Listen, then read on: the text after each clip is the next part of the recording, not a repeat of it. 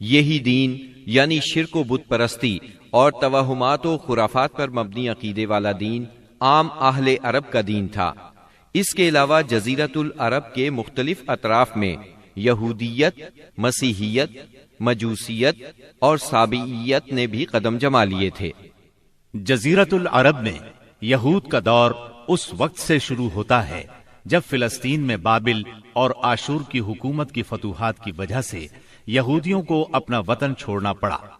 اس حکومت کی سخت گیری اور بخت نصر کے ہاتھوں یہودی بستیوں کی تباہی اور ویرانی، ان کے ہیکل کی بربادی اور ان کی اکثریت کی ملک بابل سے جلا وطنی کا نتیجہ یہ ہوا کہ یہود کی ایک جماعت فلسطین چھوڑ کر حجاز کے شمالی اطراف میں آ بسی اور یثرب، خیبر اور تیماء میں آباد ہو کر یہاں اپنی باقاعدہ بستیاں بسا لی، قلعے تعمیر کر لیے اور گڑھیاں بنا لی۔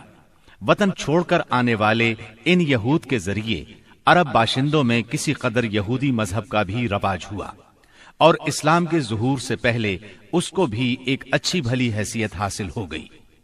اسلام کے ظہور کے وقت مشہور یہودی قبائل یہ تھے: خیبر، نذیر، مستلق، قریظہ اور قینقاع۔ جہاں تک عیسائی مذہب کا تعلق ہے، بلاد عرب میں اس کی آمد حبشی اور رومی قبضہ گیروں اور فاتحین کے ذریعے ہوئی۔ یمن پر حبشیوں کا قبضہ پہلی بار 340 عیسوی میں ہوا اور 378 عیسوی تک برقرار رہا۔ اس دوران یمن میں مسیحی مشن کام کرتا رہا۔ قریباً اسی زمانے میں ایک متقی اور پرہیزگار شخص فیمیون نجران پہنچا اور وہاں کے باشندوں میں عیسائی مذہب کی تبلیغ کی۔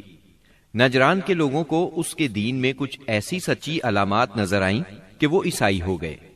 جہاں تک مجوسی مذہب کا تعلق ہے تو اسے زیادہ تر اہل فارس کے ہمسایہ عربوں میں فروغ حاصل ہوا، مثلا عراق، عرب، بحرین، ہجر اور خلیج عربی کے ساحلی علاقے۔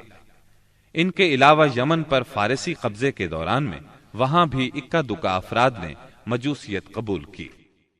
باقی رہا صابی مذہب، تو عراق کے آثار قدیمہ کی کھدائی کے دوران جو کتبات برآمد ہوئے ان سے پتہ چلتا ہے کہ یہ ابراہیم علیہ السلام کی کلدانی قوم کا مذہب تھا۔ دور قدیم میں شام و یمن کے بہت سے باشندے بھی اسی مذہب کے پیروکار تھے۔ عرب کے باقی دینوں کے ماننے والوں کا حال مشرکین ہی جیسا تھا، کیونکہ ان کے دل یکساں تھے، عقائد ایک سے تھے اور رسم و رواج میں ہم آہنگی تھی۔